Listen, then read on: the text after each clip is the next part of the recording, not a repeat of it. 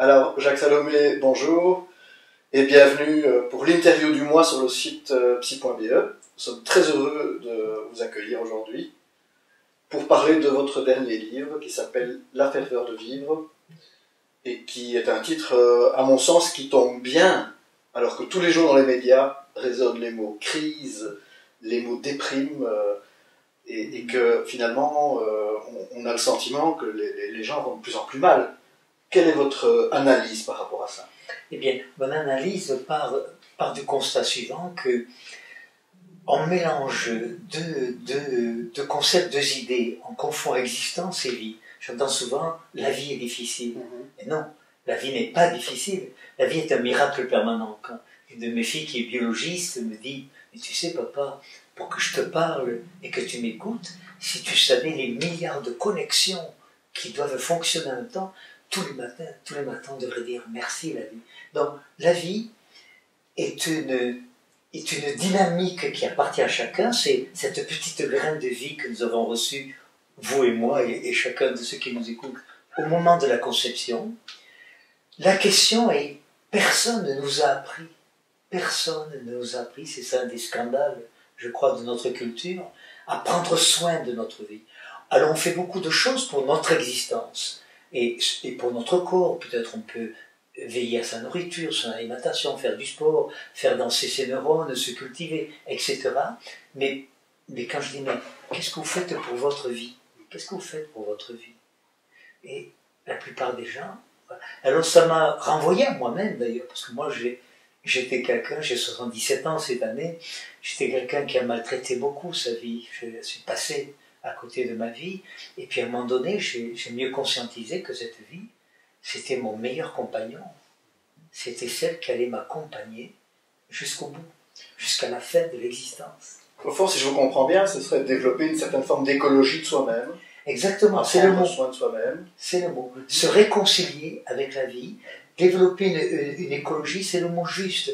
C'est-à-dire, tenter de répondre à la question, quels sont les besoins de ma personne? Je vais résumer très vite. Besoin de survie, alimentation, nourriture, sécurité minimale, etc. Besoin d'amour, besoin éducationnel. Mais quels sont les besoins qui s'adressent à la vie? Et c'est une question redoutable parce que ça nous fait découvrir, et ceux qui m'écoutent vont peut-être le sentir, que nous n'avons rien fait. Ce sont les besoins relationnels. Les besoins relationnels, je vais les énoncer très vite. J'en ai découvert 7 pour moi. Il y en a peut-être d'autres. Besoin de se dire, avec des mots en moi. Besoin de se dire, pas de parler sur moi. Avec des mots en moi, si vous écoutez des adolescents aujourd'hui sur un square, vous allez voir, ils s'expriment, mais ils ne communiquent pas. Ils ont un vocabulaire à eux d'ailleurs qui me paraît souvent incompréhensible, mais qui leur appartient, dans lequel ils s'expriment beaucoup, mais ils ne communiquent pas. Donc besoin de se dire et d'être entendu. Et d'être entendu dans le registre dans lequel je parle. J'ai l'impression que ce n'est qu'à 45 ans, c'est incroyable ce que je vais dire, que ce n'est qu'à 45 ans que j'ai le sentiment que j'ai été entendu pour la première fois. C'est-à-dire que quelqu'un m'entendait sur la même longueur d'onde. Dans l'empathie. L'empathie, l'écoute vraiment, la centration sur l'autre, etc. Besoin de se dire d'être entendu, d'être reconnu tel que je suis, non pas tel que l'autre voudrait que je sois. Être valorisé, d'avoir le sentiment que j'ai une valeur, mais pas une valeur pour ce que je fais, pour ce que je suis. C'est très différent. Ça, c'est plus important. Besoin d'intimité. Vous avez vu les enfants qui mettent sur la porte des fenêtres d'entrée, c'est un besoin qui est maltraité aujourd'hui. On a la télévision dans la chambre conjugale. On a accès à toute l'horreur du monde dans l'intimité du couple. C'est le portable, etc., le cellulaire, qui sonne sans arrêt, qui viole notre intimité. Et pour les derniers besoins, donc besoin de créer et besoin de rêver que demain sera meilleur qu'aujourd'hui et après-demain meilleur qu'avant. Oui. Alors vous voyez, ces besoins s'adressent à la vie. Ils ne sont pas respectés. C'est comme ça que j'explique 2 choses. L'angoisse, le désarroi et surtout l'éruption des somatisations. Regardez, je vois autour de moi le nombre de cancers, le nombre de maladies long parcours ou violentes, des accidents cardiovasculaires, etc. Et ça, je pense qu'une des origines aux maladies, c'est la maltraitance de la vie. Ça veut dire que si nous ne prenons pas soin de la vie qui est à nous, nos immunités naturelles sont affaiblies, sont blessées. Alors, mon livre, là, La ferveur de vivre, c'est vraiment, c'est une invitation à se réconcilier, à découvrir et à se réconcilier avec la vie qui est à nous. Ça va commencer très tôt, j'imagine qu'il faudrait apprendre aux enfants à décoder leurs besoins, dès la crèche peut-être, dès l'école maternelle, de les accompagner. Dès l'école maternelle. Et les enfants, alors vous savez, moi je travaille beaucoup sur le symbolique, je propose une démarche symbolique. Donc moi, par exemple, quand j'ai découvert que j'avais une vie à moi, j'ai éprouvé le besoin de la symboliser par cette petite pierre bleue. Et quand j'ai tendance à maltraiter un petit peu ma vie, c'est comme si elle me tapait sur l'épaule, Jacques, je suis là, prends soin de moi. Donc je propose, bien vous le rappeler. Voilà. Donc je propose, vous voyez, déjà, de mieux conscientiser en symbolisant qu'on a reçu. Deuxième démarche, si nos parents sont vivants, on pourrait aller les voir et leur dire papa, maman, même si on a une relation difficile avec eux, ce qui est souvent le cas, il y a des tensions, des malentendus, on peut leur dire je voudrais te remercier papa, je voudrais te remercier maman de m'avoir donné la vie. Ça c'est un amont. Et quand on a des enfants, et c'est ce que j'ai fait avec mes enfants, j'en ai 5, je suis le père de 5 enfants, j'ai trouvé 5 objets, 5 petites pierres, pas nécessairement précieuses, mais un peu rares, et je leur dis voilà la vie que votre mère et moi vous a donnée il y a tant d'années, cette vie on a tenté d'en prendre soin, plus ou moins adroitement, mais aujourd'hui c'est vous qui en êtes responsable. Et je vous inviterai à faire ça avec vos propres enfants. Il y a quelques années, un de mes petits-fils, 6 ans, grand-père Jacques, regarde, il m'a montré un objet, regarde, c'est la vie que papa et maman m'ont donnée, et tu sais, je vais en prendre soin. Et déjà, il avait intériorisé cette démarche. Et je trouve que là, le chemin est ouvert. Qu'est-ce qui s'est passé dans votre vie à un moment donné? Quel était le déclic pour prendre conscience de l'importance de prendre soin de vous-même? Il y a 2 événements. Je suis tombé malade, tombé, comme on dit, à l'âge de 9 ans. Je suis resté 5 ans dans le plâtre, des chevilles jusqu'au cou, couché. C'était la thérapeutique de l'époque. Alors ça m'a... Je venais d'un milieu populaire, un peu acculturé, dont j'étais pas ouvert, j'étais dans le passage à l'acte. Je serais devenu vraisemblablement délinquant si je n'étais pas tombé malade. Mais avec la maladie, j'ai découvert la lecture, les relations. J'ai resté 5 ans dans la même chambre avec 4 camarades qui avaient des somatisations plus ou moins plus graves que les miennes. Donc j'ai découvert la relation, j'ai découvert la lecture, voilà.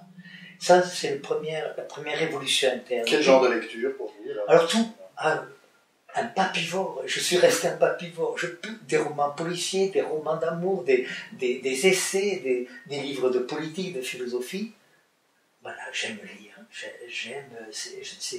Oui, on n'a rien d'autre à faire. Je lisais 2-3 livres par jour. Alors ça peut aller des 3 mousquetaires, mais je me rappelle, je disais Romain Gary, etc. Sartre, à 15 ans. Alors, et puis la deuxième révolution, c'est une rupture amoureuse à 35 ans qui m'a beaucoup déstabilisé, qui m'a réveillé en même temps. Qui m'a réveillé d'ailleurs, ce qui fait que je le dis comme ça parce que 10 ans plus tard, je l'ai remercié. Je lui ai écrit une lettre. Je lui ai dit, je te remercie de m'avoir quitté, même si j'en ai souffert, parce que moi, je n'étais pas prêt, je voulais rester dans la relation. Je te remercie de m'avoir quitté parce que je ne serais pas devenu l'homme que je suis devenu. Ça m'a obligé à travailler sur mes blessures, donc à faire un travail, voilà, comme on dit, de développement, de croissance personnelle. Voilà les deux actes. Alors, bien sûr, le fait d'être père, le fait d'avoir épousé à un moment donné une psychanalyste et d'avoir baigné dans ces milieux et aussi d'avoir pris la distance. Vous parliez tout à l'heure des adolescents et de leur manière de communiquer, de l'importance aussi qu'ils se sentent entendus.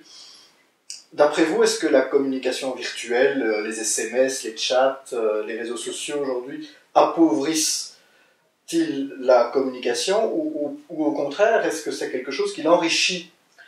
Alors, je vais répondre à 2 niveaux. D'abord, dire que c'est Internet, par exemple, le cellulaire, les SMS, c'est un outil formidable.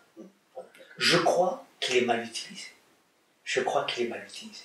Parce que sur Internet, je crois que vous le savez, 250 000 sites pédophiles. Oui. 250 000. 12 000 sites sur la communication.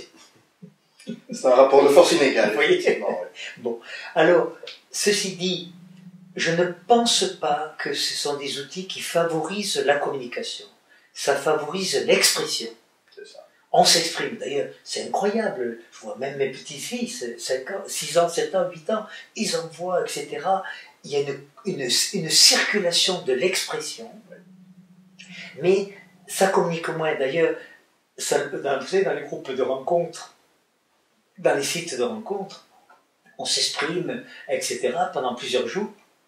Ensuite, on veut passer à la rencontre réelle, et 9 fois sur 10, ça ne va pas plus loin. Ça s'arrête. Parce que quand même, communiquer, d'abord c'est la présence, c'est tous les autres langages que les mots, Le corps, le regard, ce qui se passe entre nous, l'énergie, les vibrations, les émotions qui peuvent à un moment donné apparaître, etc. Tout ce que j'appelle langage infraverbaux, un peu comme les rayons infrarouges, ultraviolets, on les ignorait il y a un siècle. Aujourd'hui on les utilise. Et d'ailleurs les connaissances humaines, en relations humaines, vont progresser beaucoup. On va travailler beaucoup, je crois, avec les neurosciences. Oui. Je pense qu'on va découvrir justement comment mieux conscientiser et mettre en jeu tous ces langages infraverbaux. Alors voilà mon point de vue, c'est un outil formidable, ça favorise l'expression, et tant mieux. Mais dans l'étalage de sa vie, publiquement, finalement, alors ça va peut-être à l'encontre de ce que vous décriviez tout à l'heure comme un besoin d'intimité. Ça blesse le besoin d'intimité. Ouais. Et là, il y a des blessures qui réapparaissent quand certains garçons font apparaître l'intimité de leur petite amie ou l'inverse aussi, hein, etc. Là, des blessures, parce que ce besoin d'intimité, il est réel, il est important. Mais souvent, aujourd'hui, j'entends parler de démission parentale, de déresponsabilisation du rôle de parents. Moi, je pense que les parents, ils sont assez perdus aujourd'hui dans la vie qui est la nôtre. Quel est votre avis là-dessus ? Alors, d'abord, il n'y a pas de métier au monde plus difficile que celui d'être parent, parce que personne nous a appris. Et l'arrivée d'un enfant, il faut le dire, dans un couple, c'est un tremblement de terre. C'est un tremblement de terre. Ça bouleverse même toute l'intimité du couple, etc. Donc personne nous a appris. Et c'est ça le grand scandale aussi. Personne nous a appris, au fond, ce que j'appelle exercer les fonctions parentales. Je vais en prendre 2. J'ai écrit plusieurs livres là-dessus, donc je ne vais pas développer. Mais la fonction, par exemple, maman, la fonction mère. Ça, c'est pas en termes de sentiment, contrairement à ce que beaucoup de mères croient. La fonction maman, c'est en termes de relation, celle qui donne, qui accueille, qui comble. C'est la partie gratifiante de la relation maternante. La fonction mère, c'est la fonction un peu frustrante, privative. C'est celle qui demande, qui exige, faire la douche, les devoirs, arrêter de se disputer avec son frère, faire son lit, etc. Donc, pour se construire, un enfant a besoin d'avoir une adulte, de préférence une femme, qui remplit ces 2 fonctions. Au début de la vie, beaucoup de maman, un peu de mère, un peu plus tard, un peu plus de mère, de moins de maman, et un équilibre entre maman et mère. Fonction gratifiante, comblante, et fonction un peu sanctionnante, privative, renvoie au principe de tonton Freud, le principe de réalité. Pareil pour papa et père. Dans ma génération, et peut-être dans la vôtre, les enfants n'avaient pas beaucoup de papas. Ils n'avaient que des pères qui intervenaient de façon un peu violente, des fois catégorique, etc. Ce qui fait que les mères étaient trop mamans pour compenser, vous voyez, en termes de fonction, pour compenser un peu la dureté du père. Aujourd'hui, c'est rigoureusement l'inverse. Les pères d'aujourd'hui sont trop papas, pas assez pères. Et l'origine de la crise d'autorité, elle est là. C'est-à-dire, c'est des mères. Et c'est formidable d'être papa, on les voit dans les supermarchés, ils portent les enfants, ils ont le caddie, ils aident un peu à faire la vaisselle, etc. Mais ils en oublient d'être père. Les femmes qui me disent, mais à table, si je n'intervenais pas, mon mari ne voit pas, il ne voit même pas qu'il mange avec les doigts, qu'il se lève, je leur apprends le minimum de la tenue à table, mais c'est pas marrant d'être toujours mère. Et alors, le paradoxe, je résume, trop de papas, pas assez de pères, donc pas assez la fonction d'autorité, c'est ce qui met des balises, ce qui met qui introduit des contraintes, les mères qui travaillent se sentent obligées d'être trop mères, elles se sentent culpables de ne pas être assez maman, alors elles le sont, mais à contre-temps, en répondant trop aux désirs des enfants. Et vous avez aujourd'hui ce que j'appelle les enfants du désir, des enfants qui sont de véritables terroristes relationnels. Des tyrans. Tout des tyrans, plus que les terroristes, alors, tout de suite. Et je fais très rapidement, moi je suis psychosociologue, c'était un peu mon travail d'essayer d'analyser les phénomènes un peu du haut. Après 1950, l'enfant, on ne voulait pas faire vivre à nos enfants les frustrations qu'on avait vécues pendant la guerre. 1970, l'enfant du désir. Mais on voyait même à l'école la pseudo-non-directivité. Sur quoi vous voulez travailler aujourd'hui? Qu'est-ce que tu veux manger, mon chéri? L'enfant roi. L'année 2000, l'enfant terroriste relationnel. Je dis terroriste parce que ils deviennent violents. Ça, c'est la deuxième origine de la violence. Ces enfants du désir, qui ont un seuil de frustration tellement bas que toute rencontre avec la réalité est vécue par eux comme une agression auquel ils répondent par de la violence. Moi, j'habite près d'Avignon. Il y a des feux rouges comme dans toutes les grandes villes. Quand c'est vert pour moi, je passe. S'il y a un adolescent au bord du trottoir, dont c'est rouge pour lui, il m'envoie des fois des coups de pied dans la voiture, tellement il est frustré, que je passe et qu'il soit obligé d'attendre. Il ne supporte pas au cinéma. Vous les avez vus, ils passent devant vous. Dans les bus, ils ne se lèvent même pas, ils ne vous voient pas. Sur un trottoir. Des règles de bienveillance sociale. Parce qu'ils ne fonctionnent.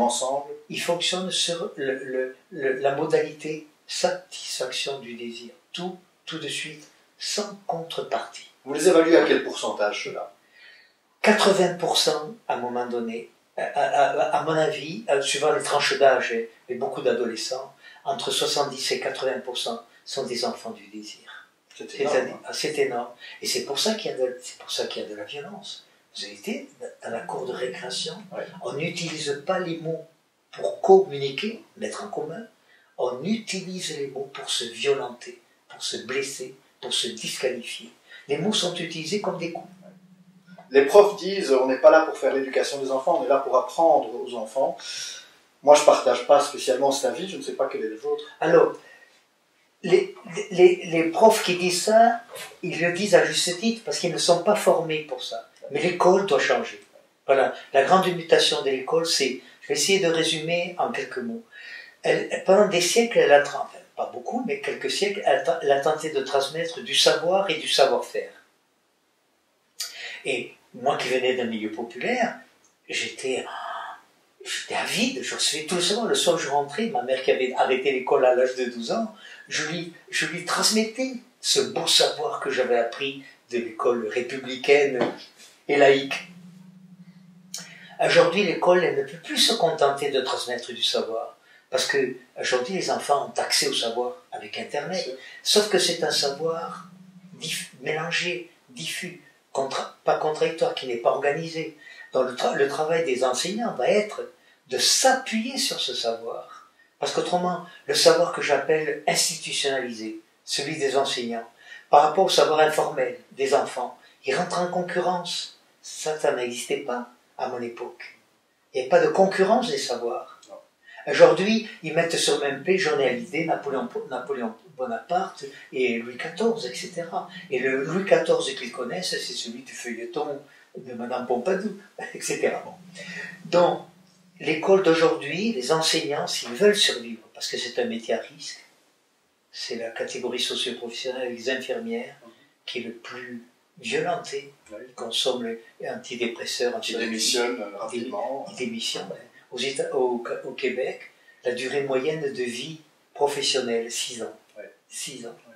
Alors, c'est qu'ils devront apprendre non seulement à transmettre du savoir, du savoir-faire, mais également du savoir-être, du savoir-devenir, du savoir-créer. Ça, c'est la nouvelle mission de l'école. Et savoir-être, savoir-devenir, savoir-créer, ça passe par la communication. Donc moi, je me bats pour qu'on enseigne la communication comme une discipline à part entière de l'école maternelle.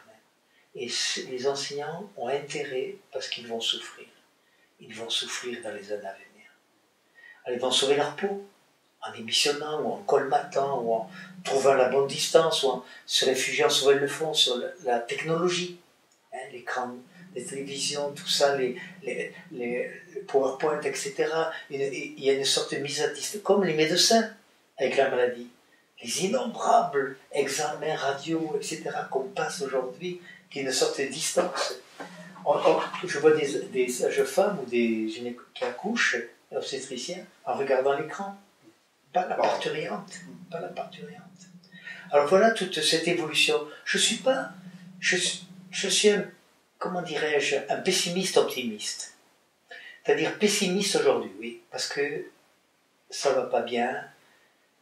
Il y a beaucoup de souffrance, beaucoup de désarroi, et on n'a pas encore intériorisé les moyens de changer. Les enseignants n'ont pas encore, à mon avis, intériorisé qu'ils doivent devenir des enseignants relationnels. Ils le disent, mais moi je communique, oui, mais avec une bonne intention, des bons sentiments, la bonne volonté. Ça ne suffit pas. Il faut appliquer quelques règles d'hygiène relationnelle. Pour conclure, votre livre parle de la ferveur de vivre.